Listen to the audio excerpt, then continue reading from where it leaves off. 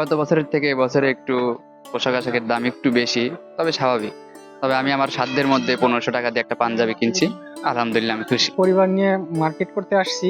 গত বছরের থেকে এবছরে মনে হচ্ছে একটু দাম একটু বেশি বেশি লাগতেছে। এবছরের দাম একটু বেশি হলেও কাপড়ের মান একটু উন্নত আছে। আর আমি আসছি ভাই একটা প্যান্ট কিনতে আসছি, একটা গেঞ্জি কিনতে আসছি, আর একটা পাঞ্জাবি কিনতে আসছি। তো করলাম, মার্কেট করলাম, ভালোই অনুভূতিটা ভালোই। কালেকশন যা দেখলাম ভালোই আছে। আপাতত পছন্দ করতেছি, দেখতেছি, দু একটা দোকান দেখে তারপরে নেওয়ার চিন্তা ভাবনা করব।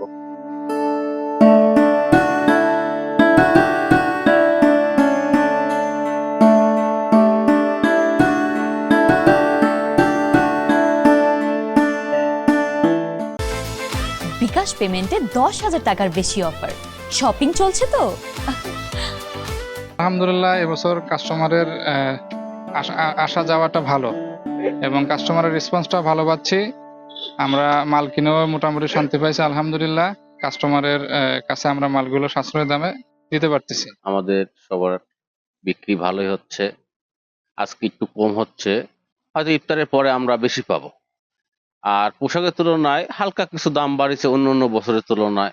এমনি কাস্টমার সারা আমরা ভালো পাচ্ছি। গতবারের থেকে এবার কাস্টমারের চাপটা অনেকটা বেশি, তো বাট কাস্টমার ভিড়ভাড়টাও দিচ্ছে, তো দামে ওই রকম ভাবে আসলে গতবারের মতো তুলনামূলক একটু রেটটা বেশি, এই জন্য কাস্টমার বিভ্রান্তি এবং নিচ্ছে, কিন্তু খুব বিভ্রান্তির মধ্যে নিচ্ছে। মাল গতবারের তুলনায় এবার অনেক বেশি কেনা হয়েছে, সেই তুলনায় বিক্রি কম। তুলনামূলক হারে গত বছরের চেয়ে এবছরে বেচা কেনা খুবই খারাপ, ভালো না।